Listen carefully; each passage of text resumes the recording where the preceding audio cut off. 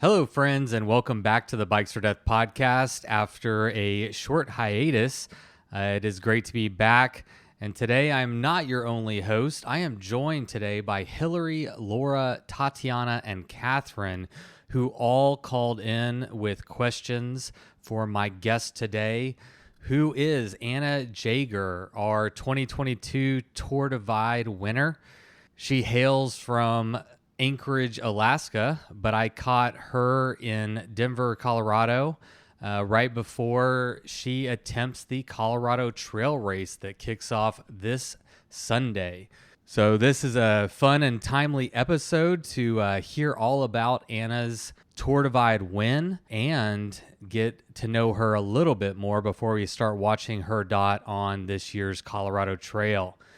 Now, today's episode, as I've alluded to, is going to be different than anything we've ever done before. After I invited Anna onto the podcast, I had the idea, what if I got some women to ask questions? So I put a call out on social media, and we got quite a few. And then of those people who sent in questions, I sent a call out and just to see if they might be interested in recording their question for Anna. And we did get quite a few, so I appreciate that. And you're going to be hearing from them later on in today's episode. Most of today's questions came from women, so I thought that this would be a fun way to get to know Anna and hopefully answer questions that are more relevant to women.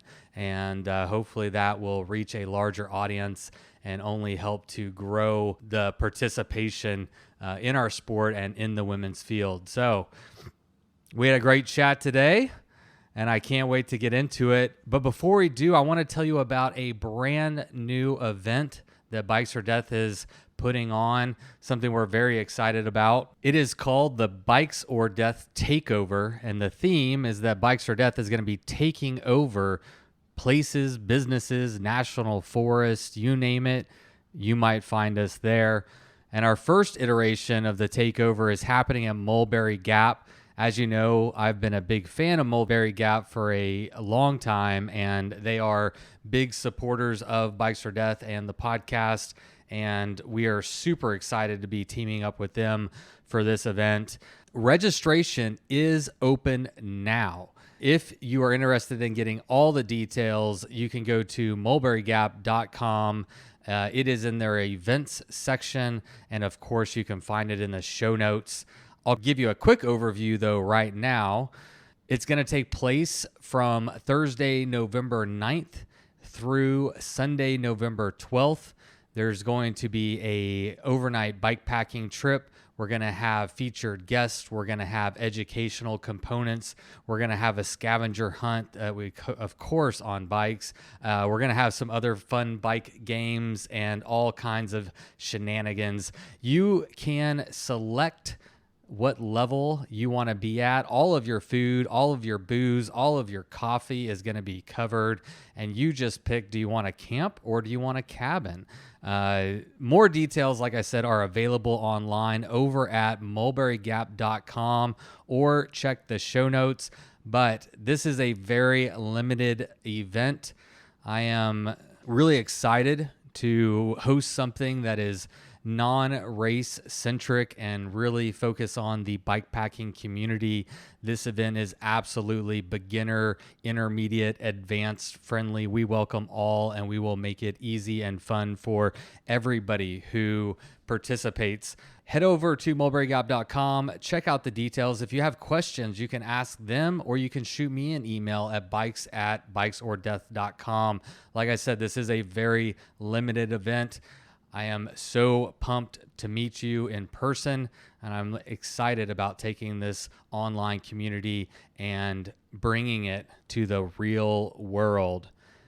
So join me, won't you, at the first ever Bikes or Death Takeover this November 9th through the 13th at Mulberry Gap in Ellija, Georgia.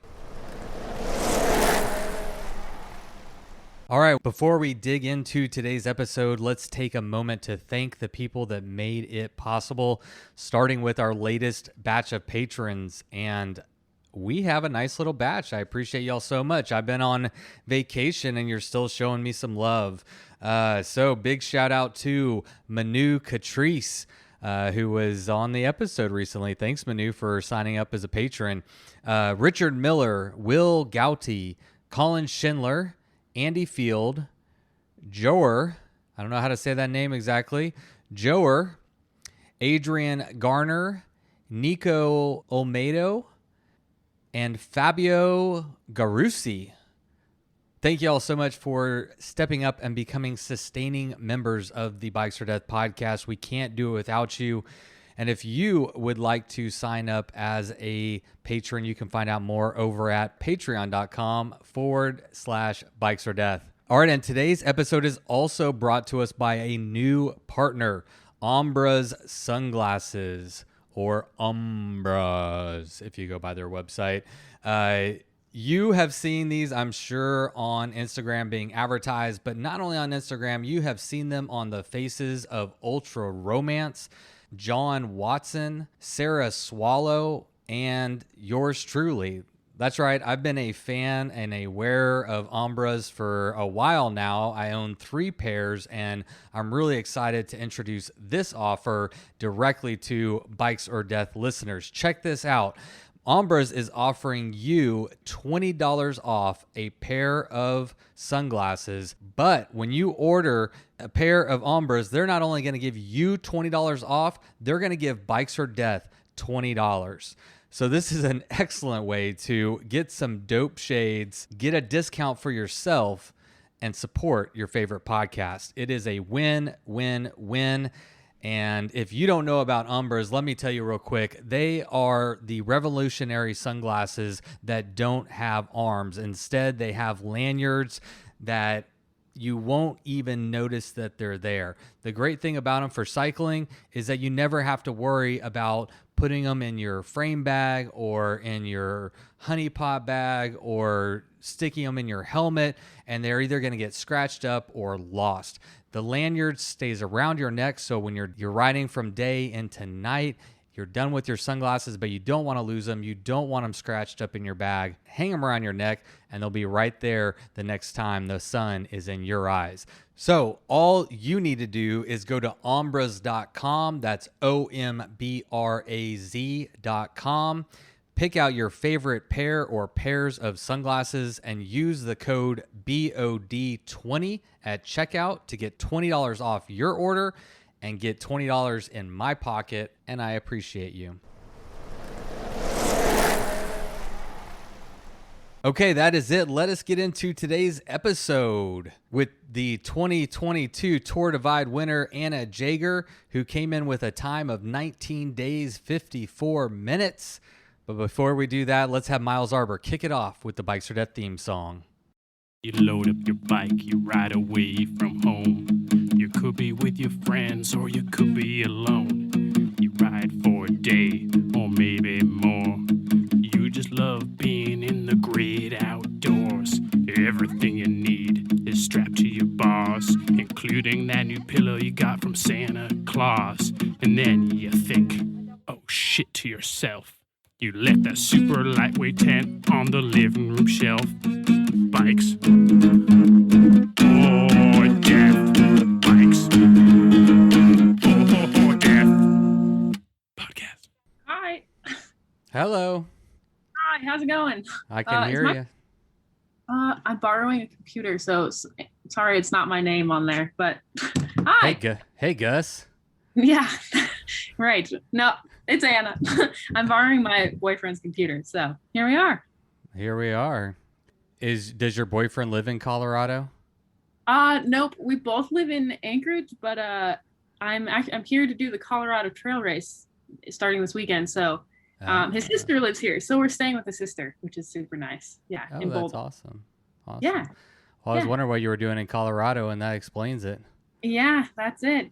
I don't really know what I'm doing. I don't know what I'm getting into, but gonna ride my bike for a bit, hopefully. So yeah. You've done this before. Maybe not the Colorado Trail, but you've ridden your bike before. I have done that. Yeah. Did you just get back from vacation? Were you gone somewhere, you said? Yeah, we did a little family cruise. So really not my idea of a vacation, but I have two little girls, and it's good for the kids, like it's good for the family, and they all had a good time Oh, mostly. But yeah, it was fine. Today I got home and my AC isn't working. So that's oh, why I'm dressed like I'm going to the beach right now. Actually, we're yeah. dressed very appropriately. Oh We my got the God. memo. Yeah, it's so hot in Boulder, and like I am not used to heat. So I'm dying. It's crazy. Well, what is so hot? Because I'm from Texas, so Yeah, that's true. I mean, like it's like in the 80s, 90s, which is mm, probably I think that's typical here, but like in yeah, Alaska, like 60 degrees is a nice day in the summer. So yeah. like my yeah, whatever. 60 degrees is a normal day in the summer. 60? Oh yeah, in the 60s. Like if it's in the 70s, Wow. like you're like living. It's pretty comfortable. It's very Yeah, temperate. but how are the mosquitoes? Um, I mean, yeah, they are a thing. People definitely, but like I don't think they're always as bad as people say they are. And as long as you're like moving, like out on bike rides, if you just stay moving, you're good, you know? So Yeah, yeah. just stay I guess moving. If you're faster than they are, they can't get to you. yeah. Or like I guess you'll like ride through a pocket that's like so bad and but then you'll get out of it. So I Yeah. don't know. Yeah. Man, I've been in vacation mode so long. I know Silk Road starts this weekend. I don't even know when CT starts. Yeah, it starts Sunday at 4 a.m. Okay, so I think they both start on Sunday at 4 a.m. Oh, Okay, really? wow, Okay, cool. wow. The Silk Road is Sunday also, you're saying? I think Silk Road starts Sunday at 12 a.m. Cool. Yeah, Dang, their I don't time, know. which I don't know what time that is for us, but Yeah, I'm sure yeah, that's a huge time difference. Yeah. that's crazy. So, how much time off have you had since the end of Tour Divide and the beginning of the Colorado Trail? Let's see. I mean, I finished the Tour Divide like the end of June. Uh, I got home, yeah, like very end of June, and then um, I don't know what is it now, August Uh, 10th. So a yeah, so little like over, 6 weeks, something like yeah. that, maybe 6 weeks. Which I've been chilling hard. um, yeah. I got home from Tour Divide and like slept for like literally the whole week, like a whole week. I was just like out for the count. And then there's this big mountain running race in Alaska that like it's a big thing on the 4th of July, and my brother did it. So I was pumped to be home for that. That was like my goal in the Tour Divide. And anyway, so it's a big scene, and then I ended up getting COVID there and like, passing it to my entire family. So Oh no. then I had another like 10 days of like really chilling because of COVID. So I feel pretty recovered, I think. I don't know. Yeah. How much riding have you got done to kind of maybe reamp up some training, or are you just pulling off a Tour Divide at this point? Oh, I mean, it's been pretty mellow. I haven't done anything huge. I think I like ride in town or was riding in town around Anchorage, just like the mountain bike trails and stuff, and Hmm. a few like gravelly rides. But yeah, I was not like putting in any big huge days. I did this there's this race called the Soggy Bottom, which is like a local, it's 100 miles in the Kenai Peninsula area. And I did it as a relay with my two good friends. So that was sweet. That was like a fun, like, okay, Yeah. this is what racing is like. Just a little reminder. Well, Yeah. Colorado Trail and Tour Divide are obviously so different, both in terrain, technical, the distance, and all that kind of stuff. So I know that Tour Divide, I believe that was your rookie year on the Tour Divide. Will this be your first attempt on the Colorado Trail? Yep. Yeah, totally. Yeah. I mean, I've like heard about it. Obviously, it's one of the big races, and it is for sure far more technical than the Tour Divide, which is like a little bit intimidating just because I haven't done a ton of like mountain biking stuff this summer because Tour Divide was my focus. But Yeah. yeah, but I don't know. I'm just like I feel really excited about bike pack racing stuff right now, and like I have a really flexible schedule with my job and things. So I was like, I'm just gonna go for it because yeah, because I have the ability to right now. So Yeah. I'm borrowing a friend's bike, which is really nice. He lent me like a sweet full suspension bike, which I was just going to use an old hardtail I have. So Yeah. I don't know. I feel pretty well prepared on that front, which is nice. And then I was going to ask if you were going to ride your Cutthroat or if you were going to switch it up, because obviously that's not the bike most people would pick for Colorado Trail. I think that would be unwise. But I mean, So I have Did you plan on doing Colorado Trail, or it almost sounds like you're kind of doing this on a little bit of a whim? Yeah, it's definitely a whim. Okay, that's cool. Yeah. No, I think after the Tour Divide, once I felt like I was pretty well rested and like recovered, I was like, dang, I was just really pumped on it all and wanted to find more stuff to do. So I was trying to figure out with like my work schedule and all what I could swing. And and it's convenient because my partner Gus's sister lives here in Boulder, so it's like we have a place to hang out to like get to the start, and it's just like it was convenient logistically. So and it seems like such a cool route. Have you been out there at all on the Colorado Trail? No, I haven't. I'd love to one day, but I've ridden around in Colorado, but never on the Colorado Trail. It looks tough. Yep, for sure. Yeah, it looks so beautiful. I've just watched a bunch of videos and I'm pretty excited to check it out. Yeah. Well, I mean, after you've done 19 days on the bike, I feel like 5, 6, 7, whatever it's going to be, will be probably a walk in the park. Or do you think that the terrain is going to be so gnarly that it'll compensate for the lack of extra days? I think I think it's going to be a huge challenge for sure. Like the technicality part and the elevation, I think, is going to be big for me. Like the Tour Divide was high at a lot of points, but like I felt like we worked up to those higher elevations. And this, like, I feel like I'm kind of jumping in from like my sea level self from Anchorage. So I think that it will be hard for sure, but it does feel like 5 days feels more approachable than the 19-day thing. So I guess I'm thinking even probably mentally, it's just got to be so much more approachable, because obviously Colorado Trail is very technical and challenging. It's the elevation is really high, but it's for a shorter window. So you're like, okay, I can mentally do this. Yeah. Oh, totally. And I think about the sleep part, and like sleep deprivation was a huge thing in the Tour Divide, obviously, because you're just like, it's such a long time with like not very good rest. And I'm like, okay, 5 days of that, it feels like it won't be easy, but it feels like something I can at least imagine a little bit more than you don't want to get too far ahead of yourself. You're on the eve of it, so oh yeah, no, I'm like, I could tell you're like guarding your words a little. Yeah, I know it's gonna work me.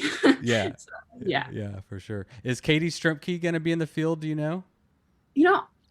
I've seen her husband's name is Andrew. Yeah. I've seen his name on the list, but I didn't see Katie's unless it's been added more recently. But that would be so fun. I never actually got to meet or talk. Oh, with Katie. You didn't? Okay. No, such a bummer. Yeah, she's awesome. She gave you a.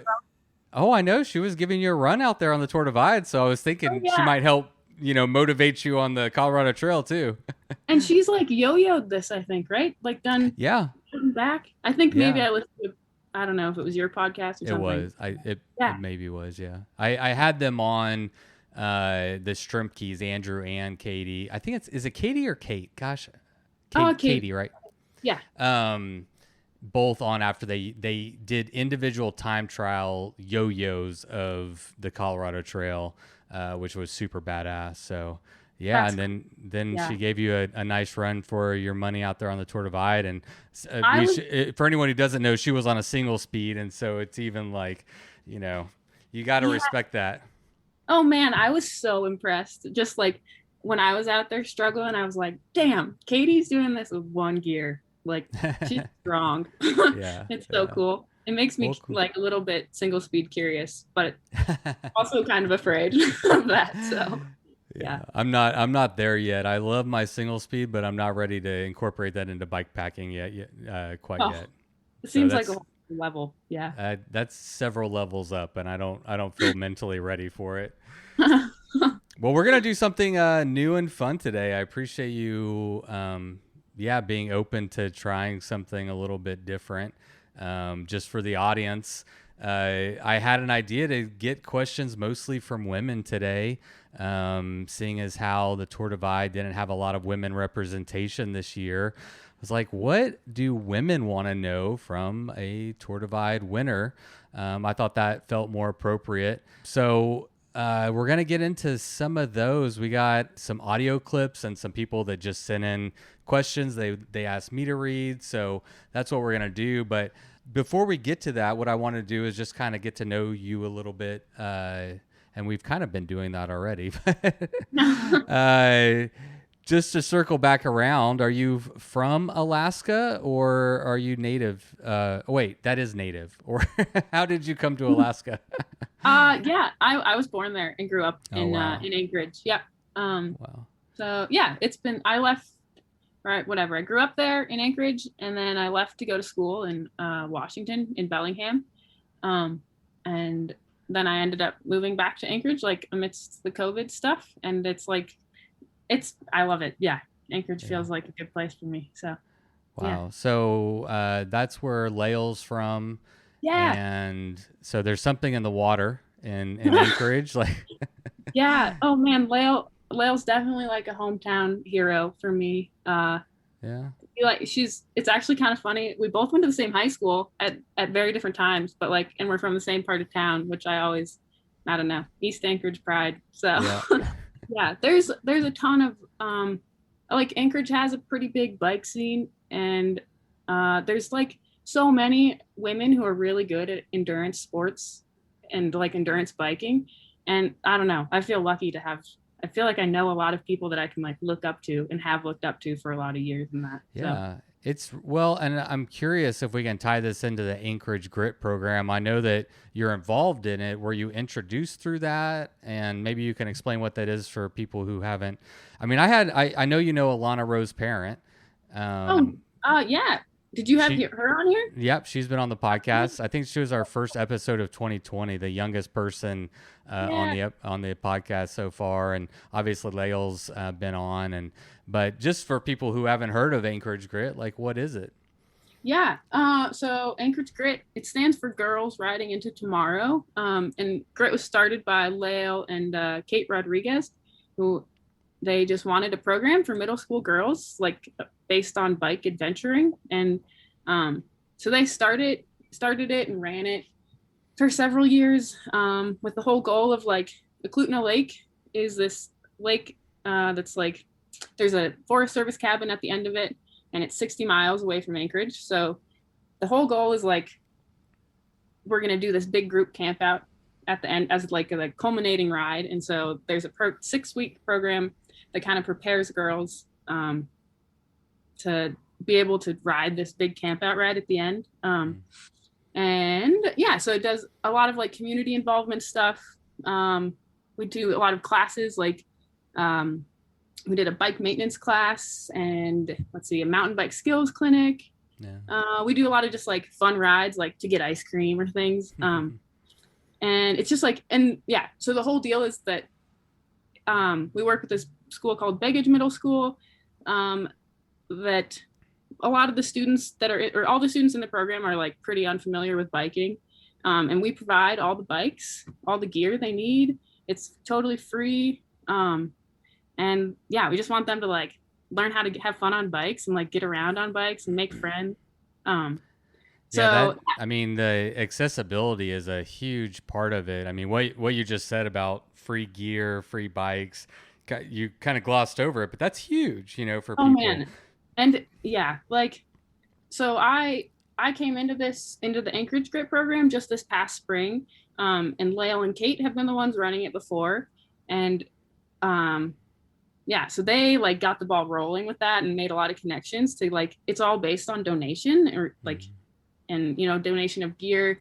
Or this year we didn't have bike sponsorships, so we had to raise money to buy bikes. So yeah, it takes a ton of work on the front end and from organizers, but it's such a meaningful thing and so cool to give these students the opportunity to learn how to use bikes for adventure, but also to get around. Anchorage has a ton of bike trails and they can, ride to their friends' houses or like eventually maybe ride to a job. Yeah. So I'm wondering but if we're going to see a lot more bike packers coming out of Anchorage. I mean, they have, and also from like an inspiration standpoint. So not only is the program in place being ran by people who have won the Tour Divide, I mean, so they have Lael to look up to, they have you to look up to, who are people in their community. And Anchorage isn't, a huge community. Actually, how many people do live in Anchorage? I know it's huge for Alaska, but I'm wondering how it compares to like Houston or something. yeah, man, I don't know the exact number. I think it's like 300,000. It's like 300? Okay. yeah. It's by far the biggest in Alaska for sure. So it's like the size of the town I live in, which I think is like a medium town. Okay. Yeah. It doesn't. So not feel a lot like, of people. Yeah. Not a lot of people. Yeah, that's got to be like super inspirational for girls that are getting into the program, to not only have a program, but to have actual people to look up to and be like, oh, wow. That's like the coolest part is, like this past year especially, we had so many women that wanted to mentor and be part of the program. So we almost like outnumbered this number of students, like the adult leaders, which was pretty awesome because, like, I don't know, just like felt like the girls or the students involved were like felt really supported, I think. And Yeah. How like, I many don't know, students do you? Oh, I'm sorry. How many students do you typically have? Is it capped off in a certain number, or? Let's see. In the past years, I think, I don't remember exactly. I think they've had around 20, or 30 even. But Wow. and they worked with a couple different schools. And then because of COVID, there was like a hiatus for a couple years. So this past spring was the first time getting it going again. And we had, I think, 7 students signed up, and it was hard. Like attendance was a challenge, and I think we got to like get the ball rolling again. Yeah. But everyone that was a part of it was like and showed up consistently was really pumped. Well, that's good. They all want to come back and be student mentors next year, which is really cool because then I don't know, it grows the program, and it's cool for the younger students to have these older students to look up to and learn from. Well, for people who don't know Alana's story, I'll plug her episode real quick because she went through the GRIT program and then wound up doing 1,000 miles self-supported solo in Alaska on the One Alaska Road. I mean, I think she did an out and back on the One Alaska Road and did 1,000 miles. So, I mean, at 14, I forgot to mention she's 14. She was 14 years old. So impressive. Totally. Yeah. There's something in the water in Anchorage. Y'all are doing something right. People like to get out, I think. They like to adventure. Yeah, it's good for that. So we have another little connection. I was told you're involved with Shifting Gears. Is that true? Wow, yeah, that's funny. I went to school in Bellingham, and I studied I was in outdoor rec and education. And I ran a program called POWER, which was another acronym. That was connected to Shifting Gears. Totally. I did like an internship with Shifting Gears through school, and they kind of helped me get this POWER program going, which was totally based off of GRIT. It was like a middle school bike program for girls, trans, and non-binary students at a middle school there. Yeah, and I had like big hopes to stay in Bellingham and kind of keep POWER going. But COVID.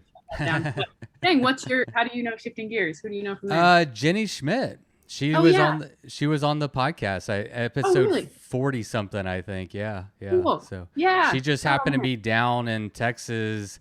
I don't even remember how we connected exactly, but I knew someone that knew her, and we all went out riding mountain bikes in Texas, and afterwards had an interview with her. But yeah, she's from, I believe she lives in Bellingham, and I figured you had to know her. So yeah, totally. I haven't talked to Jenny in a long time. I don't know where she's at, but that's fun. Well, good. Shout out, Jenny. Hopefully you are doing well and Shifting Gears is doing well. I have a patron only podcast that I do for people who like support the show. And it used to be called Shifting Gears. Oh, really? And yeah, until I interviewed her, I was like, that's hers. And I changed the name, but nice. I just it's thought a good it was bike theme. It's a good name. It's a legit name. It's perfect. That's funny.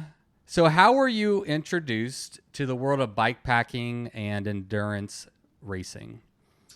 Yeah. I think a lot of it comes from my dad, my dad's always been really into like long distance stuff.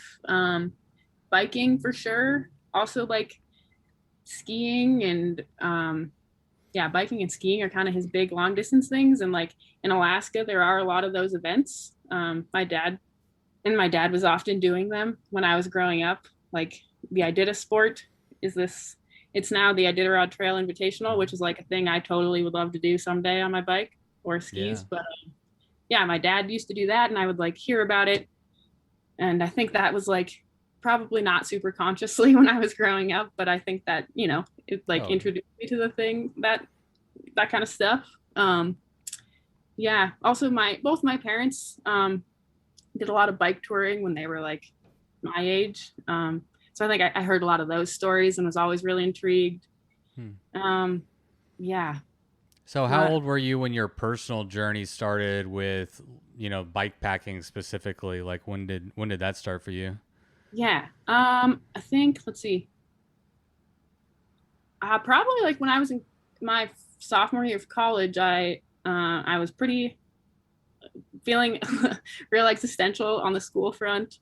And Whale had her women's scholarship to ride the Baja Divide. And I was really interested in that. I think I applied for the scholarship and didn't get it, but I was like, man, this adventure sounds really cool. So I kind of rallied up the gear and everything I needed to go ride. I took a quarter off of school and rode the Baja Divide there was like a group start, kind of an inaugural thing. And yeah, I didn't know anyone. So you did the group start?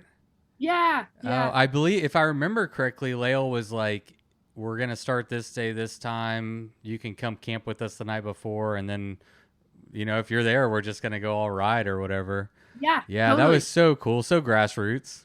Oh, man. It was I wanted to go. I remember that trip. I was like, I really wanted to go to that. That'd be so cool. Oh, yeah. It was like such a good intro. I like didn't know what I was getting into, but I knew I liked riding my bike, and it just seemed like a really cool adventure. And I ended up meeting so many really, really nice people that like I think I was 19 when I started. So I was definitely the youngest, and people were so kind and really like took me in and helped me out, which that was definitely a really positive intro. Awesome. We have some questions about your connections to the community later, so there might be some good tie-ins there. Cool. So like when did the idea of actually racing the Tour Divide like come into your head? I've like thought about it for so many years. Like through college, I was always like, dang, that seems like a really cool thing. One of my good friends had done it. So I'd like hear about it from him a little bit, but I honestly, my biggest thing was like, I hate camping alone. Like I'm really afraid of the thought of having to like sleep out by myself. I think because of like wildlife and just being like a young woman, I guess, out there, but I don't know. But then whatever, I did some practice trips. I did like a solo trip around Alaska last summer that like felt like that really pushed my boundaries, and like made me feel a little more comfortable. And yeah, I guess this past, I thought about it all winter. I was like, I really want to do this, but I still have these like fears. But then like end of winter and into spring, I was like, I just got like, I have the flexibility, and like, I just got to do it. Like, this is the time. So yeah, just made it happen. And really those things were not nearly as scary as I thought they'd be. So good. Well, you'll have an opportunity to talk about some of those again, because we did have questions about that. So we might dive a little bit more into that too. Cool. So this year, 16 women signed up for the Tour Divide out of a field of, let's see, check notes, 193. So how aware of that were you, and how did it or did it not affect you? Yeah. I think, I looked at, there was like a little Google spreadsheet, at the, before the Tour Divide was starting or whatever, just to get people's names out there. And so I did see those names, and I noticed the lack of women compared to men for sure. And it's always a bummer, but also it's like never feels like a huge surprise, because unfortunately that's like how these events often seem to go. So I was just like, well, I hope I find cool people to ride with regardless of gender. So yeah. I felt like it was a shockingly low number, and I actually wish that I went back and looked at previous years just to kind of gauge. Yeah. I for my race that I host, we got 18% female participation. I actually know on Instagram my followers are 18% women. I'm wondering if that, I don't know, but I did find that was interesting. And if we do the math real quick, I mean, like 16 out of 193 feels like less than 5% of the field is women. So it seems particularly low. Then it was kind of interesting. They had like for this year, they did wave starts, and there was like a few iterations of the waves you're going to be in, but then the final one was that there was like basically an all women's wave. There were a few things off of that, or a few people went in different waves, but yeah, that was it was kind of cool to do that. But I was also like, dang, this is all we are. Like, there's no other women out here. But it was cool to like be able to put names to faces right before we started in that. So yeah, well, I mean, that statistic right there, 16 women out of 193 participants, was the reason that I was like, okay, how can I, maybe use this episode to reach more women? And I feel like the best way to do that was to allow them to send in their questions and hopefully, address any concerns or questions or hopes and dreams that they have. And instead of just coming from me. So, you ready to have the first question? Yeah. Thanks for coordinating all that. I'm sure. I appreciate your energy into that. I'm excited. I'm really excited. Listen, I have 2 daughters, and I want to grow this sport in every way imaginable. And so I wish I had this idea before. I actually think it's a good idea and a way to kind of elevate other people's voices rather than my own and my own guy brain and the way I think about stuff. So I'm excited about it. I appreciate you being willing to be the guinea pig. All right, let's try this. Here we go. Hey, my name is Hillary. I am from Denver, Colorado. And my question for Anna is, what does she do to stay motivated and I guess sane when, either riding through the night or dealing with like really long stretches of isolated terrain? I think, it's such a simple thing, but like music was really big. I'd like beforehand had downloaded as many podcasts and like music and stuff that I could onto my phone. And then, I got so tired of it all that I think at one point I like posted on my Instagram story and was like, friends, like, please send me any playlists you have. And, people totally did. They sent me so many fun, different playlists and variations of whatever that like was motivating, and that it gave me things to listen to, but it was also so nice to hear from people and like have, I don't know, just like a little emotional boost of like hearing from friends and like that they're encouraging me. That like meant a ton. So there's that. I think that I rode with, you end up riding with a lot of the same kind of people, like within your little zone. And that was really fun because I got to know new people, and like, I don't know, it feels good to be able to go through those hard parts with other people. There was, let's see. Did you ever have a time, I'm ad-libbing here, but did you ever have a time where, I don't know, it was like a sketchy section or something and you just chose to like stay with somebody? Is that a strategy that maybe you would implore? No. Yeah, for sure.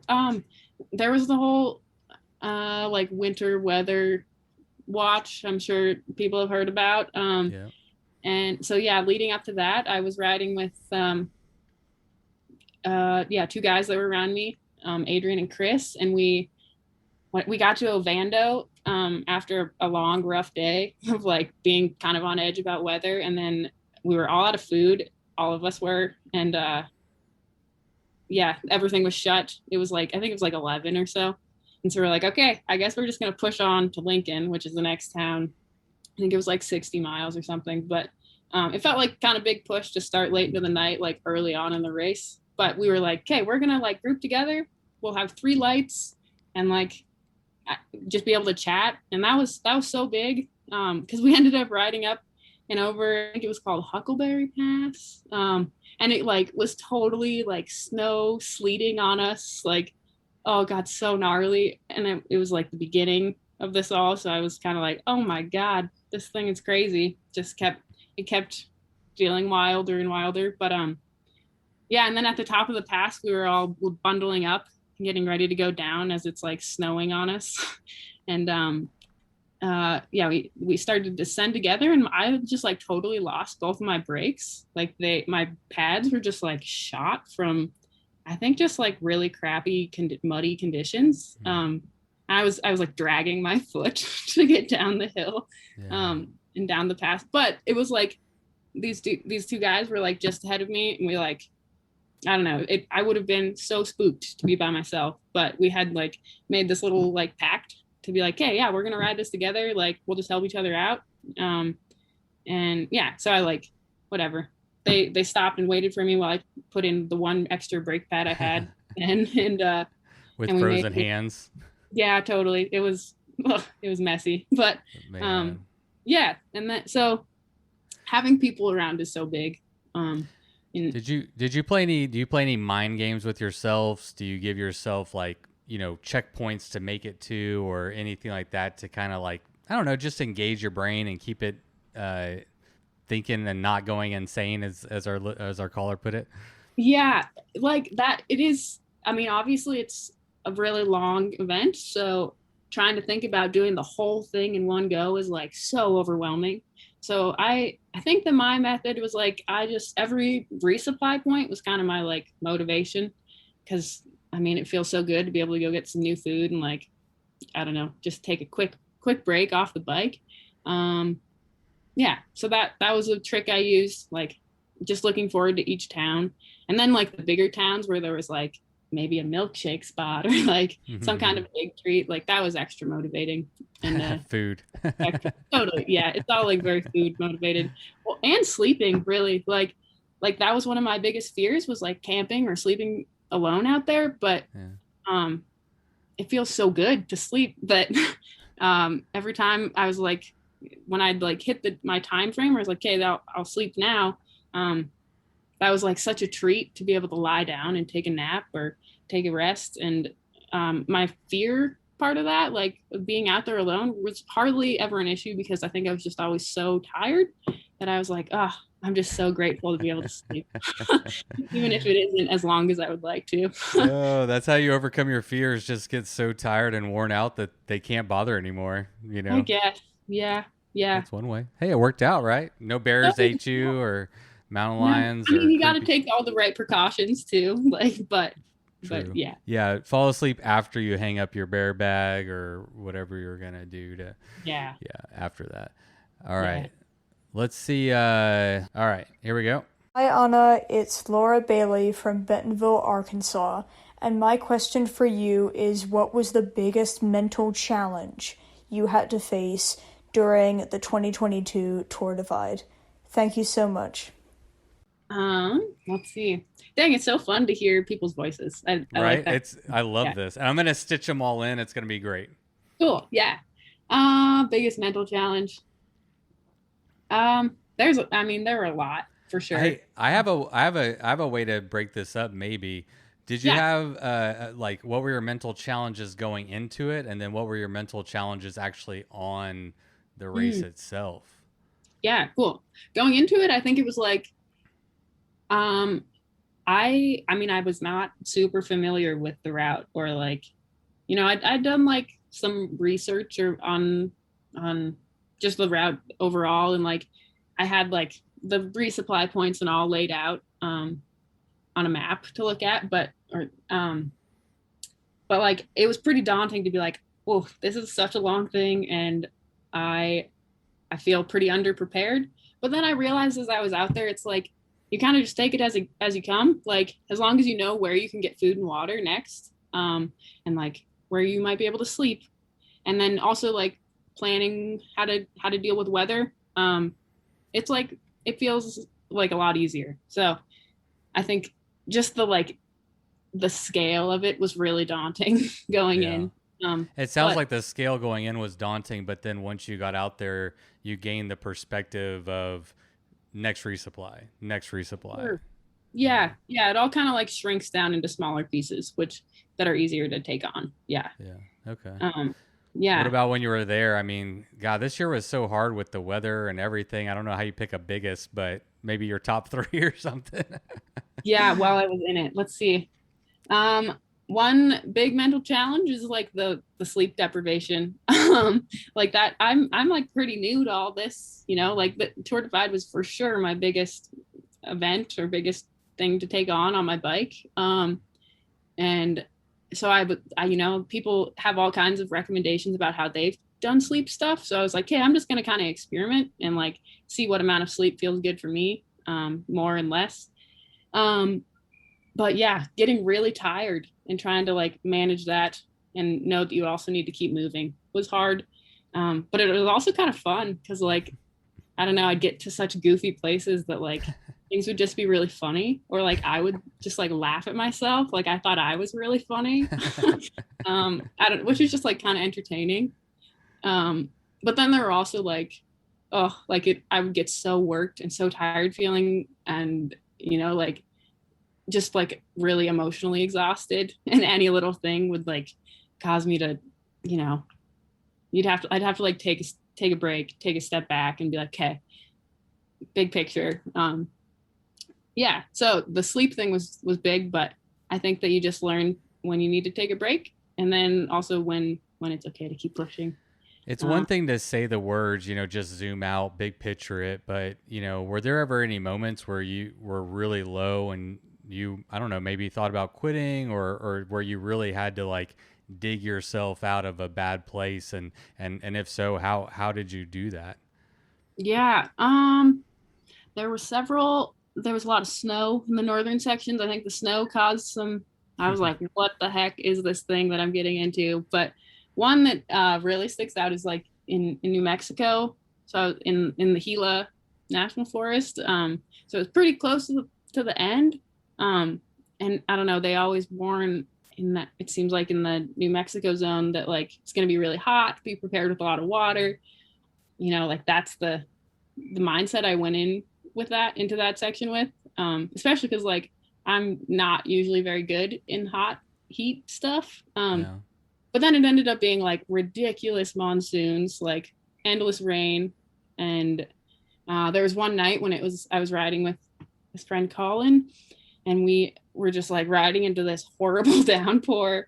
The road was just like a river, and it was only like 9 or 10 at night, but he ended up stopping because he was cold and wet, and I was like, hey, I'm gonna try and keep pushing because I want to get further. But was like so mentally exhausted from this, just the weather, and this unexpected turn of how, just wasn't what I was expecting. And I set up my tent, or my little like tarp, and got into my bivvy, and was like, I knew that was the right call then. Like mentally I needed to sleep and just like try and get warm.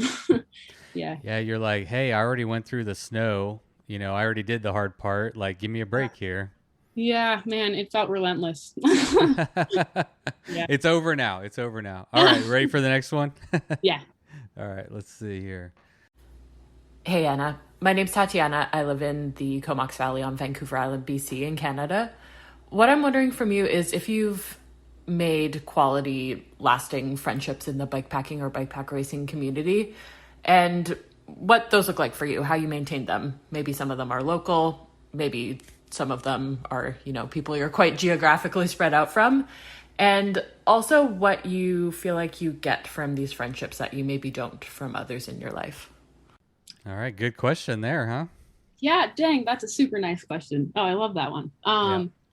Let's see. I've definitely made good friends. Yeah, like I guess in the Tour Divide specifically, I feel like I've met several people that I would love to go bike with them more. And it's kind of funny, like, especially at the end, I was riding with two guys that we like pushed through the final night together, and that felt like a big thing that we all went into together. And then, you know, we like had endured all this hard weather and like really, really exciting points and also really hard challenges throughout the ride. So then, yeah, it felt like kind of bonded through that. And then at the end, like all of our rides came and picked us up and we kind of just split ways, which it felt kind of anticlimactic and a little bit sad. But I'm also like, man, these, like, we all understand this experience like better than, you know, like the three of us together with any other. So that was cool. That's like, those feel like special connections. Within racing. I think also racing and bikepacking in general. There's two, I think this is kind of touches on like the women in the sport. My two friends, Kate and Grande, are people that I did some bike pack racing with in Alaska, and we did the Kenai 250 and rode a lot of it together, which was like such a fun time to like ride with two other women in this like pretty hard event. And then we also ended up leading the grit program together.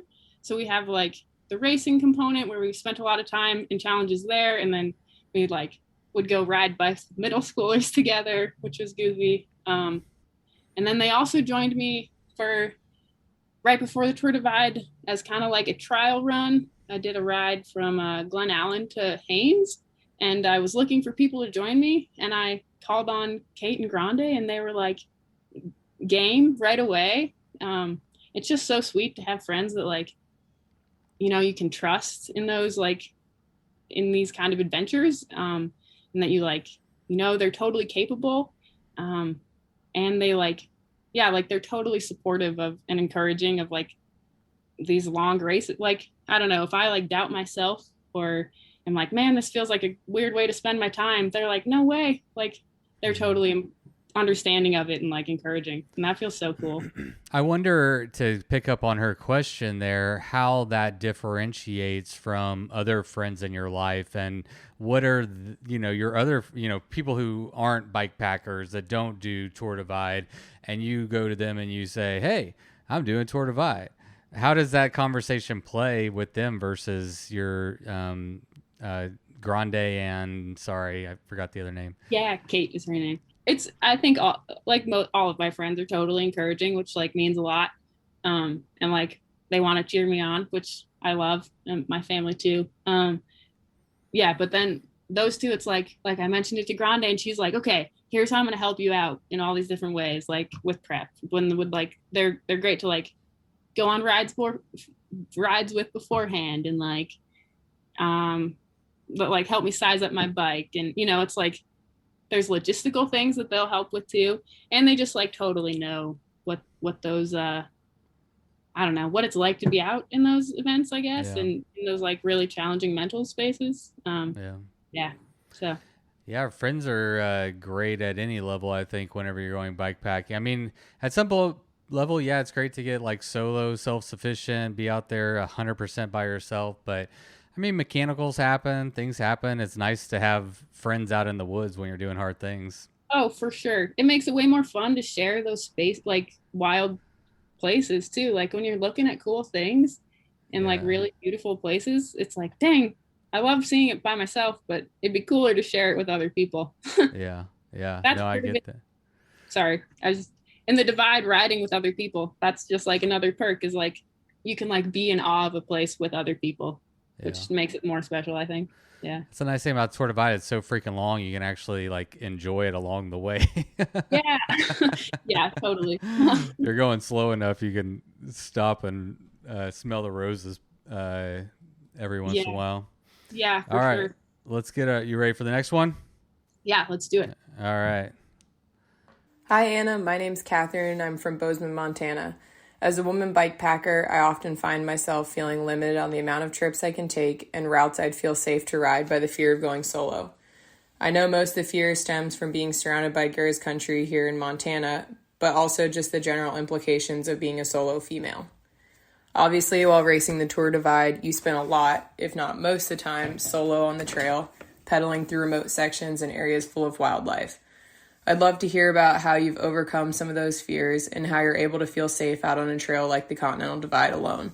I think it's super badass. Super badass. I agree. That is the question, right? That's the big question. How do you overcome those fears of wildlife, of people, of all the things?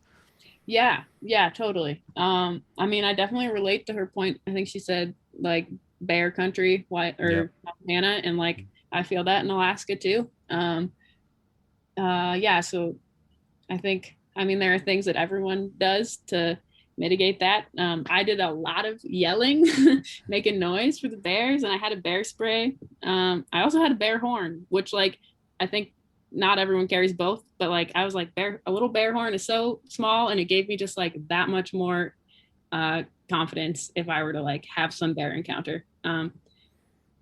So I think like the gear, those things are key.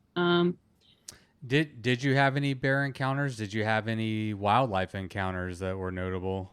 Yeah. Oh, I saw a ton of bears in the northern, like grizzly or black?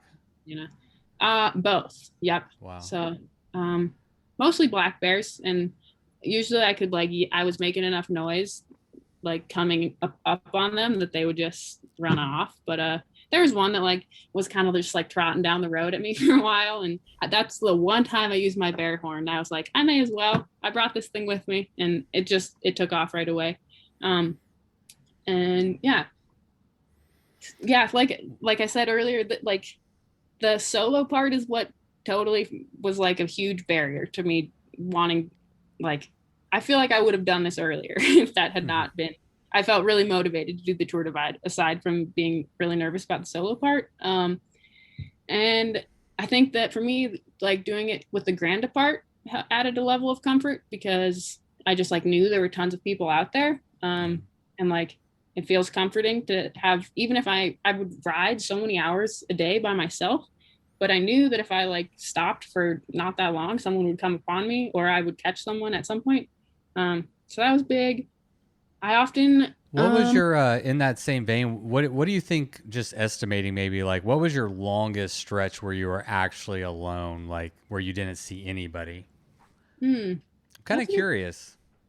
Yeah, I was like back enough, like I was surrounded by a lot of people. We had a pretty solid group. I mean, I would ride all day by myself, but usually once I hit a resupply, I was so slow at the resupply points, like people would roll up into the gas stations as I was like still slowly trying to figure out what to eat. But I kind of liked that, because then I was like, oh, nice, they're my friends again. And then we'd often like leave together, which was sweet, and kind of ride together. And then I think like, especially when the weather was bad and like there were thunderstorms a few nights, and like I would be kind of grouped riding with people into the evening, and then oftentimes that just led into us all like camping in a similar spot, which like made that it wasn't solo anymore, so that was comforting. Really, I mean, I think what you're saying to me actually, because if I did the Tour Divide, I would be around a lot of people. I wouldn't be like Sofiane at the front. Once you get out of the Sofiane and Adrien and Manu, and you get back, and there's 190 people out there. So there's people, and there's lots of good things about that. The people in the towns know you're coming. The bears know that there's people around, so they're less likely to come and check things out, because they don't necessarily want to mess with us too much. So I can see a lot of advantages that people may not even think about if you're thinking 2,700 miles. Well, yes, but you're actually going to have people around you, from time to time. It's not these days of solitude and all this stuff that one might imagine. Yeah, it's like it was a more social thing than I was expecting, I think, which was nice. And then I think like that's a sweet thing about the like Grande part of the Tour Divide. And then leading up to that, like last summer, I did a trip in Alaska that I was like, hey, I'm going to do this by myself. And I want to like try and get over this fear of being out here alone. And it was spooky, but I started in areas that were like kind of familiar to me, which I think added to the level of comfort. And also I'd like plan to camp in campgrounds, where like there were other people around. And then as I got more comfortable, I could like branch away from that and do things that were more remote or like more on my own. But I think that like working up to that helped me just feel more comfortable in it all. Yeah. I think that's great advice, and I extend that to anybody who's, whether you're getting into bike packing or you have a fear, start small. Don't throw yourself into the wolves or whatever. Just start small and like work up your comfort level, whether it's using your gear or being cold, being wet, being alone. I mean, whatever it is, you don't have to throw yourself into the deep end the first time you do it, Yeah. And it's such a good feeling to like recognize yourself overcoming those fears, and like, I don't know, feels so good. And right, I want everyone to be able to do that and feel that for sure. That is the power you get from the superpower you get from bike packing, is realizing how, I mean, our last caller, Catherine, said how badass you are. I mean, legitimately being able to, ride your bike across the Tour Divide, or even if it's an overnighter, we shouldn't downplay your first overnighter and go take your stuff camping. I mean, all those are super empowering opportunities that are available to us. And you get the opportunity to just keep pushing a little bit further, but you don't have to jump into the deep end. Yeah. I know that's just another way that came to mind to kind of practice that. It's like you go out on a trip with a friend and like you like maybe ride together for most of the day, but then you can kind of like camp in slightly separate spots. I don't know. I think that's a good way to practice it too, because it's like, you've got your friend there if you get super spooked or something gets weird, but like odds are it's going to be all fine, and you're just like, you'll feel better about it all. So I think that's a great idea, and you're the first person in 124 episodes to ever share that idea. So cool. Yeah. I think you might. I that's a great tip that I'm not sure many people would think about. Like the idea of ride together and then just and still have that solo camping experience. But if things got weird, there's a safety blanket there. But then at least what it feels like to do everything, whether you're setting up your tent or you're cooking. Like it's just you're doing all that. So totally, that's a good tip. All right, that's the end of our call-in questions, but we have more write-in questions, and I think it's worth just thanking all the ladies who sent in questions, because I think that was super awesome. Yeah. Oh, it's so fun to hear people's voices. People are tired of hearing from me. Let's mix it up a little bit. I don't know about that, but yeah. Well, maybe not tired, but I like the variety. I like the variety. Yeah. Oh, it's fun. So this is from Occasional Bike Packer. How did it feel to hear that Zoe Schouderlot, I don't know her name. Sorry, I'm butchering it. But she was essentially leading the race. Y'all were very close.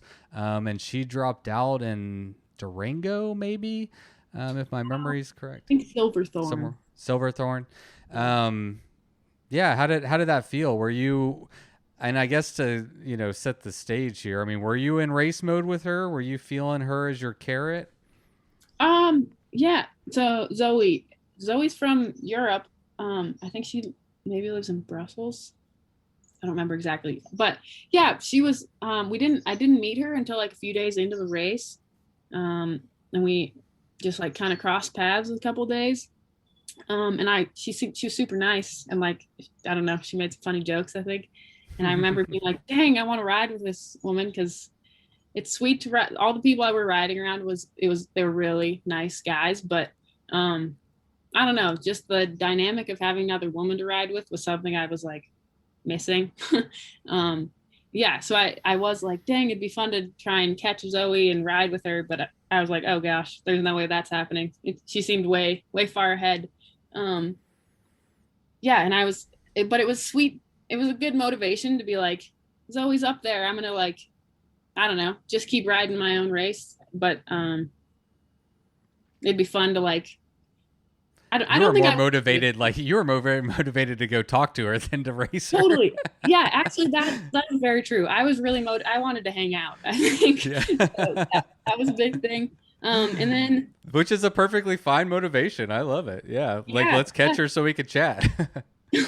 yeah, she was so strong. She was like, I feel like she was kept gaining on me day after day. She seemed to have like a really consistent sleep schedule and like, I don't know, which it worked well because I was not as organized in that, and I think it definitely like slowed me down.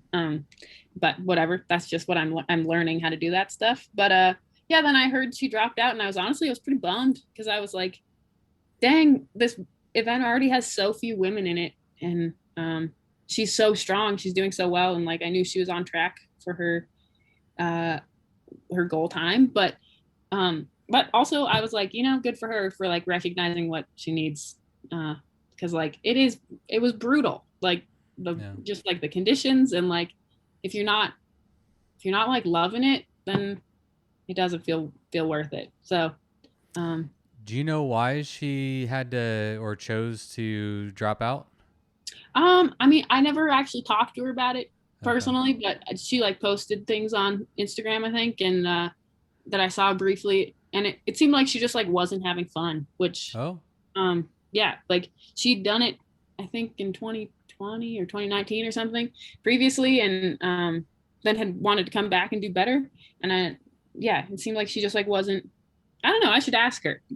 Maybe I would love to like ride with her. She at one point was going to come up to Alaska this summer to do another trip, and I was like, oh man, we should hang out, but I'm not sure if that's going to happen. But anyway, I would love to like catch up with her and get the lowdown, and just share experiences. But all right, well, hopefully Zoe will come fill you in Alaska. I just remembered that Pepper Cook is in Anchorage too, isn't she? Oh, yeah, that's name sounds totally. She's not a local, but she just moved there like a couple of years, I think during the pandemic maybe. Cool. But anyway, she's been on the podcast too. Yeah, she we had an Anchorage Grit fundraiser at one point at like a local women's bike shop, and I think Pepper was there, and she brought like a good energy. Yeah. I've never actually met her in person, but she's hard to miss. She's like 6 foot something or so. I'm 6'2", and I think she's about my height. Oh, nice. But you're right. She has a great energy. She's awesome. Cool. Oh, and what about, I wanted to ask you, so after Zoe pulled the plug, you had Katie Stremke right on your heels. I'm getting the impression you're not super racy and not super competitive maybe, but how did that relationship with Katie motivate you to keep staying ahead of her, or were you more inclined to slow down and talk to her? Man, like I think that I'm like not always super competitive, but then sometimes it's like flip switches, and and then I'm like, oh dang, this is full on. Okay. So yeah, I know like with chasing Zoe or being right behind Zoe, sometimes I felt like when I felt good, I was like, oh, I want to try and catch her, like that would be so cool. And then other times, like when it was not feeling so good, I was like, whatever, I'm just gonna try and hold this spot, and like it'd be cool to catch her, get to ride together. But but then I think when I suddenly was the first woman, I felt like some pressure from that, it was a cool, motivating pressure. Like I was really excited about it, but I was also like, oh dang, this feels like a whole nother level of hard now. Like now I got to go for it. And there were several times when I was like, Katie's gonna catch me. Like once I stopped, I don't even remember where it was exactly, but somewhere in Wyoming maybe. And or no, it was in Colorado. Yeah. Anyway, I stopped and took a shower at this place, and then I was like, I'm just gonna camp here for a few hours. And then I had heard that Katie was like not far behind me, and I was like, oh, tonight's the night. She's getting me. I know it. But I think the weather was bad and it slowed her down. But anyway, yeah, I think I felt motivated. What was your goal going into the race? I mean, I would assume you had a goal of going fast since you were at the pointy end of the race from the very get-go. But did you have a goal of winning? No, I did not think that was no. Let's see. I think my goal time was maybe 20 days. That's like what you have to like put the goal you want to complete it. And then I think I like in my mind, I was like, it'd be cool to do it faster. Like, I know I want to do it faster. But yeah, but I thought that was a reasonable goal. Really, this is kind of funny, but I wanted to get home in time to watch my brother do this mountain running race, mountain marathon in Seward. So that I was like, okay, I got to get home in time so that I can fly home and be home on the 4th to watch my brother do this thing. And then, as I got out there, I don't know, the weather was a big factor. And like, I was like, whoa, this is really slow going. It might not work out, but I just want to complete it. So yeah, but then as things improved, I was like, I don't know. Yeah. My goals kind of changed throughout, I guess, is what I'm saying. Yeah, no. Well, I mean, if you put a goal of 20 days, you're close to where you have to be thinking like, I don't know, it's like you could be in that position, like you're not that far off from a conversation of maybe being in the top 3 or top 5 at least, but that's a pretty fast pace. But yeah, so it's interesting. You just went in with a time goal, mostly motivated by being able to go see your brother. And then, in Colorado, you were now leading the Tour Divide, which, I mean, let's be honest, like the Tour Divide, winning the Tour Divide, Sofiane talked about it on whenever I interviewed him after his win, that was an 8-year goal. I mean, he couldn't get that monkey off of his back, and so you went in with a 20-day goal and was able to win your first try. So that's pretty sweet. Yeah, thanks. I mean, I don't mean to downplay it. It felt like a really cool thing, and does feel like a really cool thing. And like something I'm proud to have done for sure. But yeah. And then also like Sofiane, you're saying with him, how it's like this ongoing motivator. I don't know. I'm like, dang, sure, I finished it in my like 19 days and 1 hour or whatever it was, but I like feel like I could do it better, or at least do it more smoothly. Like, it's so, I always thought people were kind of crazy for going back and doing this again and again. But now I'm like, oh, I kind of get it. 'Cause like you understand the route better and better each time. And like, you learn the little, like just the efficiencies and resupplying and like sleeping. And so it's kind of it seems like it'd be a cool challenge to go back and try and improve upon what I have done, especially like the weather was crazy. Yeah. But it also is kind of like, dang, the weather might always be crazy from here on out. Like, that's kind of what it feels like. So. Did you see that New York Times article that came out? Yeah, that was cool. So, next question, I wish a woman would have called in and asked. And we'll see how comfortable you feel just answering this one. But I got several questions from people who wanted to know about periods, hygiene, products, and how do you address that on the Tour Divide? Yeah, nice. Those are good questions. Let's see. I guess, like, honestly, my period is like really irregular. So I kind of went into it like being like, I don't know. I always just kind of deal with it when it comes, like it whatever, which is like, that's a me thing. But I kind of thought my body would like be under such stress and like exhaustion that maybe I just wouldn't get my period. Right. But then it turned out that I like totally got it like at like the worst time possible. It was like when there was this like winter weather alert, and I was riding with these two guys like through the night, like I was talking about earlier, into this like snowstorm, and I had nothing to deal with it. Like I had no tampons or like whatever period cups. And I was like, oh man, I'm just like bleeding into my shorts, which it was kind of comical it's funny looking back. But then I was like, oh, this just adds to like the challenge. And I only have 2 pairs of bike shorts. Like I'm going to have to clean my clothes at some point. But I think there are totally a lot. So I guess I went in unprepared is what I'm saying on that front. But I think there are a lot of people have a lot of good recommendations that I've read about. Those like period cups seem pretty sweet and like good good for like hygiene. I don't don't know. ride with a chamois, so I What? think You don't what? I don't ride with a chamois. I just wear like, I think they're just like hiking shorts basically from like REI that are tight, like bike shorts. But I think that's been big for me as far as like, yeah, just like chamois hygiene. Or I haven't had issues chafing with that, and it just feels easier to keep my shorts clean. I Which remember Lael way back in the day on the podcast was like, ooh, diaper, and she's yeah, always ran with just, thin hiking shorts as, I don't know, maybe, air things out a little bit more and, and have so much bacteria built up and, yeah, quote unquote, a diaper. oh man, I mean it's nasty. Like, yeah, I think stuff just like festers in those chamois, especially when you're out there like days on end and you can't really wash them very well. Yeah, I've had like enough bad saddle sores, I think, from chamois that I've just given up.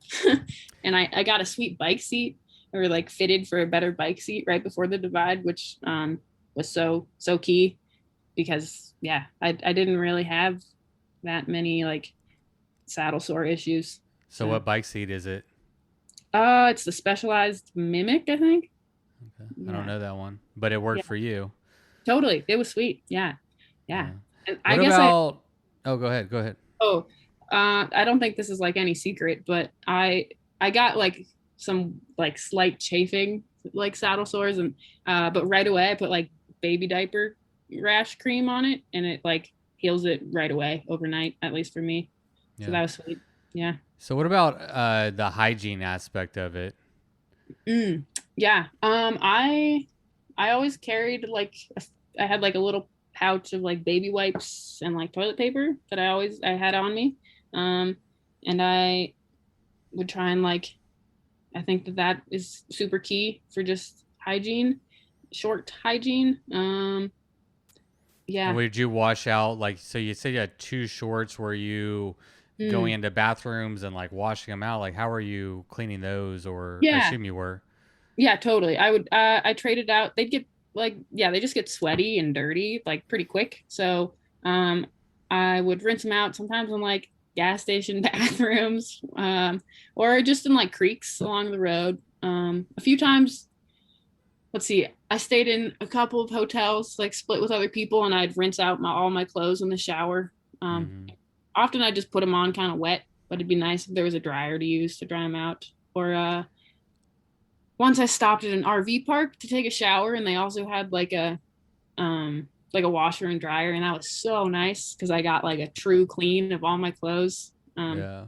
So yeah, like any opportunity to like really clean stuff felt important, and even just like taking a shower.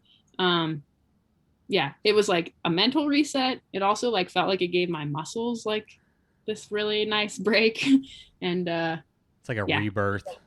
totally. Yeah. And it was just like really important hygiene wise, I think. Yeah. That's I like had such a, a part in the divide is like keeping clean. I did kind of underestimated that, but yeah. keep it clean. Yeah. What I just had this, I've never had had this thought before, but on the topic, is there? I assume there. I don't. Is there some kind of concern with being on your period and grizzlies or black bears? I mean, knowing that. Has anyone Yeah. done any research on that? Yeah, that's a good question. I think I've like heard things about that are I don't know. I'm not worried Okay. about that. Yeah. All right. Like Well, Google they it. probably more interested in my food. Yeah. Yeah. That is All right. funny. Well, good. Yeah, we had several questions on that, and I can't contribute to that. So there you go. Joe Costa on Instagram. I think it's Jo Costa. That's their Instagram handle. Cool. So what was your training like? You're coming from Anchorage, sea level. How did you train for the Tour Divide? Yeah. Let's see. Like Anchorage it's like super wintry a lot of the year, Like yeah, there's snow on the ground. So I fat bike. I have a fat bike that I ride a good bit. But fat biking is so different than like summer biking or gravel biking. It's so slow. Oh my God. In the wintertime, I'm like there's like a point where I start going crazy because it just feels like it's like such a slow, inefficient thing, but it is Are really. you riding groomed trails when you fat bike, or are you riding? What are you riding? Yeah, that's a good question.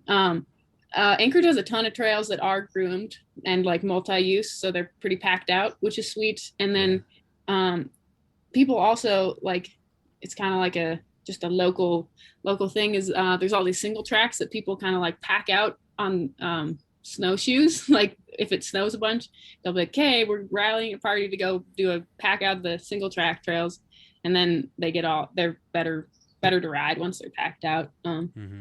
Yeah, so that's sweet. I also do a ton of cross country skiing. Honestly, that's like probably my main activity in the winter, and backcountry skiing. Just because I don't know, I like snow sports. So, and that's like what I've grown up doing. But I think, yeah, that I was like, when I like decided, I was like, okay, I'm gonna do the Tour Divide. I was like, oh damn, have I been biking enough? I don't know, because fat biking doesn't feel like the best preparation. I did like there's a fat bike race in north of Fairbanks, and that felt like a good, I don't know, I guess like things like that are kind of like make me push harder on a bike, even if it is winter conditions are cool. But then once spring hits, I tried to ride my bike as much as I could after work. I was working on like a carpentry crew, which I was often like really wiped after work. So I'd try and rally to bike. Sometimes honestly, I was reflecting on this recently. Like I worked like a physical labor job, which I think like I should give more credit to. Like it at least prepared me mentally. Like I was working in really cold temperatures outside and like, yeah, so there's that. Swinging a hammer all day long, or Yeah. lifting wood or whatever. I don't know. I've never been a carpenter. Yeah, I don't know. So that I think that, yeah. Then in the springtime, so I was working that carpentry job. Like I backed off on that, and was only working like 3 days a week, and then was leading grit on the 2 other days a week in the afternoons. So that gave me time to ride during the days, those 2 days a week a bit. And I'd try and like just go on long rides wherever I could out of town, and then I'd lead grit. I'd go ride with middle schoolers in the afternoons, which was always really fun. It was just like more time on the bike, it felt like. I'd bike to work every day if I could, which that's like minimal, but I think that like any time in the saddle is like, I don't know, there's value to that, you know? Did you do any elevation training, or did you get to Banff earlier to acclimatize at all, or did you go in with your sea legs? Yeah, I kind of went in. Yeah, I did not really do any serious elevation training. One big thing I did was I mentioned it briefly, but so there was like, we had grit, and then we did our grit camp out, which is like a 60-mile ride out to the cabin with all these middle schoolers for 2 nights, which was awesome. And then right after that, my friends and I left Anchorage, and we went just north to Glen Allen, and we rode to Haines. So that was like a 600-mile trip. And I feel like that was like that gave me some confidence in like, I can ride my bike for long days. I like know how to use the systems I'm going to be carrying on the Tour Divide. And then from there I flew to Washington and like did another little trip there with a friend. So just like further practicing those things. Yeah. And then I had a few days in Canmore before the start, but the elevation thing, I think did you feel the elevation when you were out on the Tour Divide? Did you acclimatize on the trail essentially? I think it was kind of on the trail. Yeah. Like the first day was I feel like I probably felt it a bit, but I don't know. I was never like going hard enough. I think that it was like, yeah, I don't know. It's all like relatively mellow pace, at least for me. So I guess if you have good cardio, you have good cardio. And cross-country skiing, backcountry cross-country skiing and all that, I've never done it, but I know is very good cardio. Yeah. And honestly, so is fat biking. I've only done that once, but you might be going slow, but you're pumping a big bike through snow, a lot of resistance. It's just a slog. It's true. Yeah. I don't know. I think that was like another maybe like kind of a barrier, was like thinking I needed to do really specific training. And I know some people do, and it really works for them. but that's just like not my favorite thing. I don't love really structured stuff. So it was cool just to be able to, like, as long as I have an active lifestyle, I feel like I can make it through. Well, I've said this a million times, but it's something I really value about the sport of bike packing, or the activity of bike packing, is there's no one right way to do it. There's not one training plan, but people come in from all walks of life with different approaches, and and it works. So it's I think that's one of the cool things about it, is the variety. Yeah, I love that too. It was really interesting on the Divide to talk to people and the different, like, preparation approaches everyone took, and then they're all riding together, so like it all evens out to some degree. There you go. Yeah. All right, this was another question where several people asked the same one. What has your experience been as a woman in bike packing? And, that could include your Baja Divide experience, to your grid experience, to bike pack racing, Tour Divide. But overall, how has been your experience as a woman bike packer? Let's see. I love it. It's like one of my passions, for sure. I love being a woman. Yeah. And I really love being able to connect with other women that are into it also. Have you had any challenges? Do you feel like you've had challenges? People doubting you is one way that the question was phrased, is simply because you have a uterus. Are people doubting you more? Do you feel any of that, or you just kind of stay in your own lane? I think overall, it's been like really just supportive and like encouraging me to do it. There's been like a few interactions where I'm like, man, are you like what? Yeah, where I feel a little doubted, or like people are questioning me and like how I choose to like go about things, or just like questioning my choices in pushing myself. But overall, I think it's been just like really supportive. Like, my family is really encouraging of all that, and like I think I grew up just like with an active community around me, and that's super special. Like, I feel supported, and I just want everyone to feel that, because everyone should be able to go do this stuff. It's so fun. Well, you do have the benefit of a family. You were exposed to this type of stuff, right? So that imprints itself onto your mind the same way all of our familial relationships, have an impact on our life. And the unfortunate reality is a lot of parents aren't active. A lot of parents aren't taking their kids outside. And so there's not just women that are lacking here, but men also who are not getting the same opportunities to go outside and do this kind of stuff. And as we've talked today, one thing that I think that I've picked up on from our conversation is really the value of community, having friends that you can ride with or bounce ideas off of, or go bike packing with, and that seems like a really important part of, especially in the beginning of starting this journey. Yeah, totally. Yeah, you're totally right. Like, I've been so lucky to have family that is encouraging of it, and people around me. And I think that's partly why Grit feels like a really cool program, and I would love for those kind of things to expand all over. Because it is like, there's so many reasons that it's hard to get into this sport. It's so damn expensive. Like, it costs a lot, and it's scary, and it's hard. It's hard. It's super hard. Yeah, totally. And the time to train, the time to do it. It's crazy. It's like all consuming if you want to go full in. So, but you don't have to go full in. No, you don't have to win. You don't have to win Tour Divide your first time. Not at all. No, that's like, the best part of this is that you can go on like weekend rides with your friends, like right from home. Like, that's the best part about bike packing. Yeah. It doesn't take crazy, you gotta have a bike, but it can be any bike. any bike that rides is a good bike. Absolutely. And luckily, I think our community and even in cycling culture, like beater bikes and clunker bikes are cool, and restore your '90s bike, like all that stuff is cool. Like Oh, no I one's love gonna, that. yeah, everybody loves it, and it's great. We're recycling bikes; they're not dead in a garage somewhere.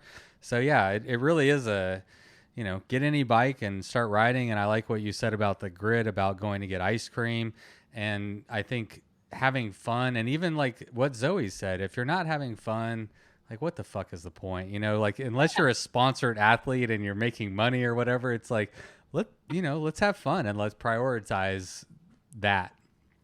Yeah, totally. I think making it fun, doing it with friends is what is the best part. Speaking of fun, I got a couple fun, easy questions to close out the show. So Jesse wants to know the all-important question: dill or sweet pickles?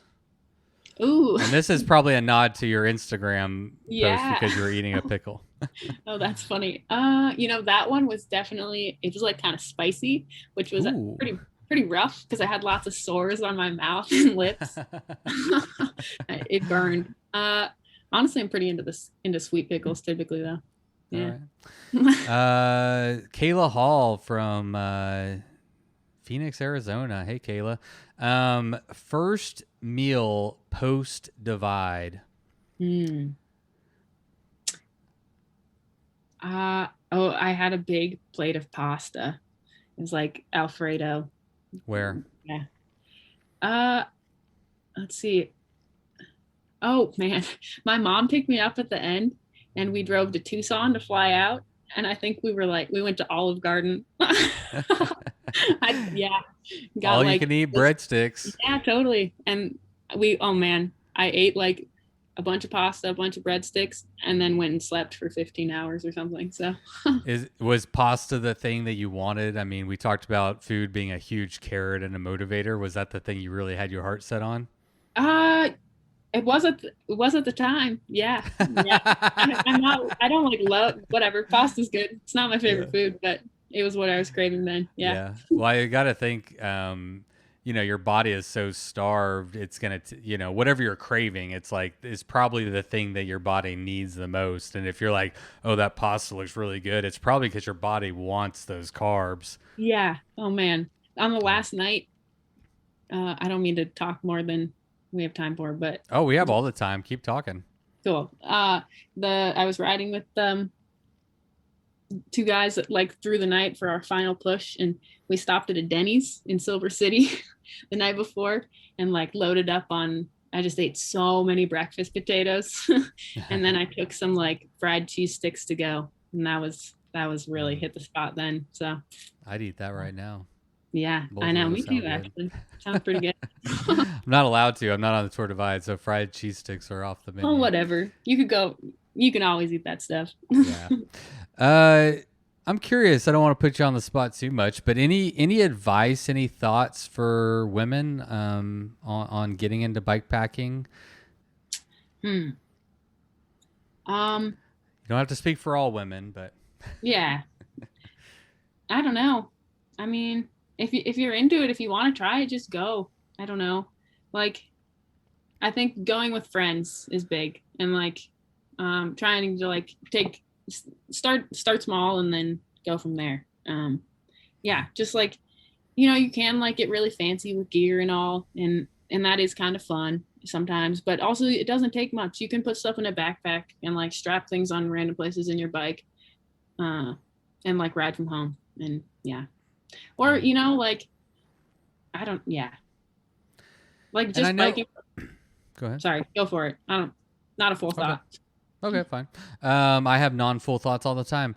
The term mansplaining gets thrown around a lot, and I'm sure there's a lot of that. I know that from doing this podcast for a while, hearing, that it is intimidating to be a woman and even to go in a bike shop and, ask about, bike advice and stuff like that.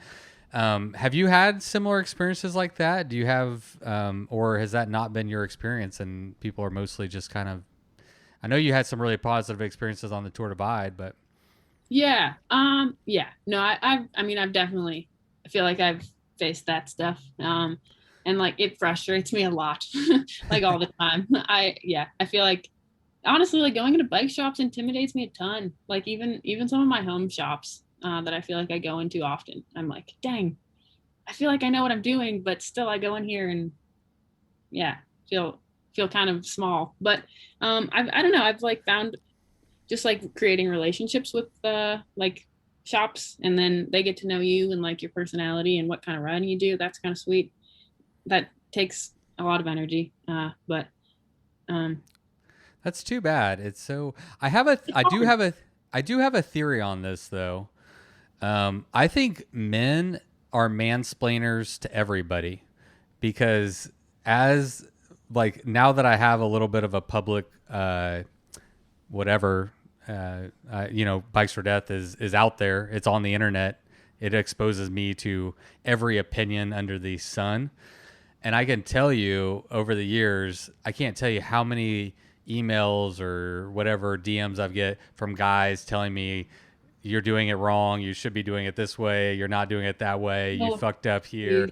And never has a woman sent me a message and told me how to do my job. You know, it's like, I think that men just have a problem. And I think they probably do it more to women. I don't really know. I've never been a woman, but I have noticed now that I'm in more of a public arena that I'm opening myself up to a lot of opinions and criticism, and 100% they come from men, which I think is interesting.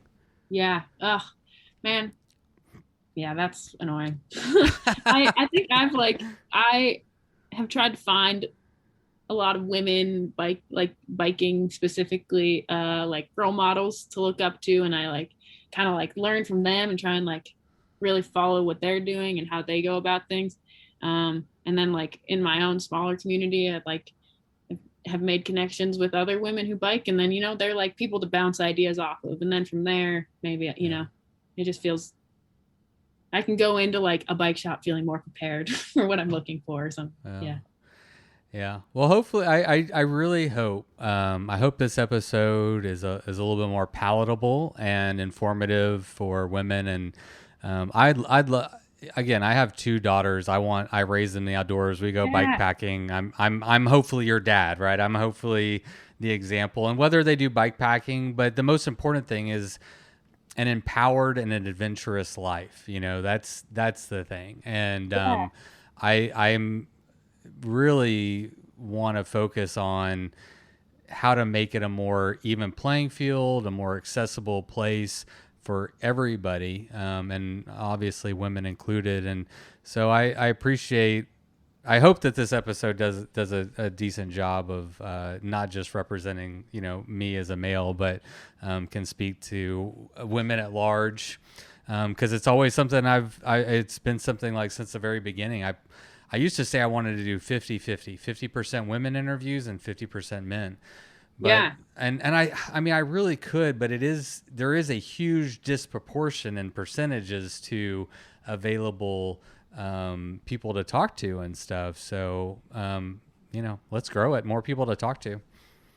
Yeah, man. Yeah. Oh, I had something to chime on with that, but I was going to ask how old are your daughters? Oh, I have a 12-year-old and a 5-year-old. The 5-year-old is almost 6. We'll call her 6. Fun. So that sounds awesome. Dang. Yeah. They're fun and hard. Yeah, I'm sure they're full of energy, I bet. Yeah. All right. So Colorado Trail Sunday. What are your goals going into this one? Do you have a time goal? Do you have just have fun goal? I think, I really don't know what to expect. So I'm going in with no expectations. It looks like so stunningly beautiful. I'm really excited to see it. And it sounds fun to try a new thing of like doing a really long, more technical race. So yeah, I'm going to try and push myself to some degree, but I don't want to make it miserable. So yeah, we'll see how it goes. So, there's like a pretty solid number of women starting this race, which is awesome. I don't remember the exact number, but I know Hefe, who's the director, said that there's like maybe a bigger women's field than there ever has been before. So I don't know if that, don't quote me on that, but it's Well, exciting. I'm not going to just quote you. We're going to pull it up right now Oh, while perfect. we're here just for fun. So women, so 12 out of 92. So percentage-wise, that's way higher. That's like 20-something percent. Wait, 12 out of 92? That's what it, that, well, okay. You know what? That's what's on track leaders, and there's, and people can register up until like the day. So Okay. it's only what's currently represented on track leaders, and that can and will change. So we'll have to see what it actually ends up being. But even if it's 22%, that's still better than the 5% that was on Tour Divide or whatever that was. So Yeah. maybe you'll get to ride with more women this time. I Make would more love friends. that. Yeah, I would really, really love that. Yeah. Well, I've loved having you on the podcast. I really appreciate you coming on, and I haven't yet, but congratulations on winning the Tour Divide. That's something that no one can ever take from you. It's yours, 2022. So yeah, thanks. I just hope, like, I think what I was trying to say earlier is like, I don't want people, or I want people to just like feel confident to go for it and try big things. The Tour Divide's huge. It doesn't have to be that big, but like big things on bikes feel really cool. So yeah, I actually meant to ask you this in that same vein earlier. Are you the type of person that would be open to people messaging you on Instagram, specifically women who had questions about anything, gear to periods to whatever, you know? Yeah, that would be awesome. Yeah, totally. My Instagram I think is on private because I honestly don't post a whole ton, but no, you didn't make it very easy for me to research you. It was like your last post was like in 2020 or something. So yeah, I know. But what's a good way to reach out to you? Probably on there or like, Instagram. You know, and I'll make it open at some point. I like don't use it. I feel kind of funny about social media sometimes, so I like don't have a huge presence on it. But yeah. Cool.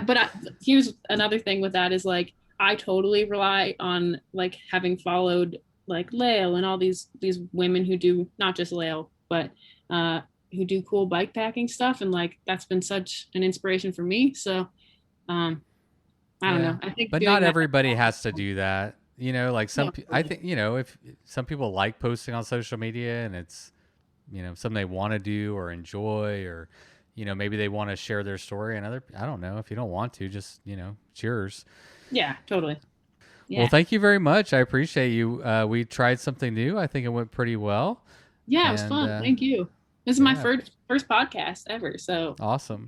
Yeah, so this will come out. You'll be on the Colorado Trail. Actually, it'll probably come out before then, but will you listen to this episode? Yeah, I'll try to. Sure. Yeah. Yeah, I'm probably nervous. Some people do not like the sound of, yeah, exactly. So yeah. I think I listened to I listened to a lot of like bike themed podcasts on the Divide, which it's kind of funny because it's like I was like, damn, am I not tired enough of biking? Like I have to listen to this too, but it was like good motivation. So maybe it'll be the same. Well, maybe there'll be some women out there listening on the Colorado Trail, and you will be motivating them. How cool is that? Oh, dang. That would be crazy. Well, thanks again. Have a good night, and we'll be watching your dot on the Colorado Trail. Good luck to you. Thank you. Thanks so much. It was really nice to meet you. You too. Yeah. All right. Bye. Later. All right, everybody. Thank you for tuning in to today's episode, and a special thanks to Anna for being my guest, and Hillary, Laura, Tatiana, and Catherine for helping me host today's episode. A couple quick reminders. Don't forget to head over to mulberrygap.com, check out their events section, and take a look at the new Bikes or Death Takeover event that we have scheduled there this fall, November 9th through 12th. There at Mulberry Gap, and don't be shy to ask us all of your questions. We want to hear from you. Also, don't forget that when you buy a pair of Umbra sunglasses, you get $20 off. Bikes or Death gets $20, and you get a sick pair of shades. All you got to do is head to umbras.com, use the code BoD20, and winner, winner, winner, chicken dinner. All right, well, as is the new tradition, today's quote is by Ayn Rand. who was a Russian-born American writer and philosopher. And the quote is, "The question isn't who's going to let me, it's who's going to stop me." Thought it was very appropriate given today's episode. All right, everybody, until next time, you know what to do. Go ride your damn bike. You load up your bike, you ride away from home. You could be with your friends or you could be alone. You ride for a day or maybe more. You just love being in the great outdoors. Everything you need is strapped to your bars, including that new pillow you got from Santa Claus. And then you think, oh shit, to yourself. You left that super lightweight tent on the living room shelf. Bikes